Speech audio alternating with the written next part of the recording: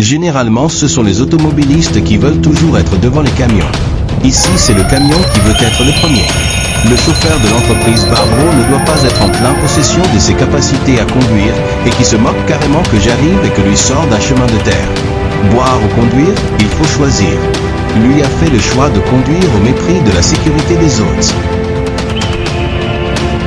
Et toujours les fameux sens giratoires avec le très célèbre panneau céder le passage que peu de conducteurs ne comprennent. Le panneau de signalisation de céder le passage indique l'obligation pour un conducteur de céder le passage à l'intersection aux usagers de l'autre route sans avoir à marquer obligatoirement l'arrêt. En cas d'accident à l'entrée d'un sens giratoire, le conducteur qui s'insère dans le carrefour est en faute car il n'a pas la priorité. Le non-respect du céder le passage est sanctionné par une contravention de 4e classe, soit une amende forfaitaire de 135 € et un retrait de 4 points du permis de conduire. L'infraction peut également entraîner une suspension du permis de 3 ans ou plus. Parking de Weldon-Cavaillon.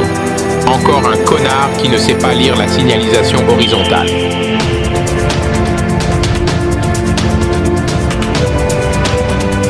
Parking de Weldon-Cavaillon. Encore un connard qui ne sait pas lire la signalisation horizontale. Généralement, les pistes cyclables sont réservées à la circulation des cycles, c'est-à-dire des véhicules ayant au moins 2 roues, propulsés exclusivement par l'énergie musculaire des personnes se trouvant dessus, notamment à l'aide de pédales ou de manivelles. À Cavaillon, les pistes cyclables servent aux véhicules à 4 roues pour stationner le temps d'aller retirer à la banque du Crédit Agricole ou chez le commerçant du coin tout proche. Quand ce n'est pas les voitures des auto-écoles qui y stationnent en attendant le prochain apprenti conducteur. Quelle exemplarité! La ligne blanche, certaines la sniffent, d'autres la chevauchent ou s'en moquent totalement.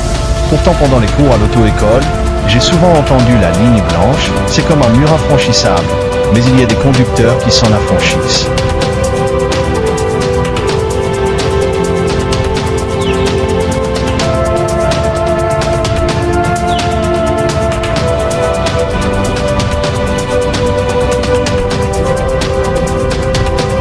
Prêt à mettre la vie des autres usagers de la route en danger autant que la sienne pour ce conducteur qui pour doubler un scooter et grappiller ou gagner quelques secondes se déporte sur ma voie de circulation.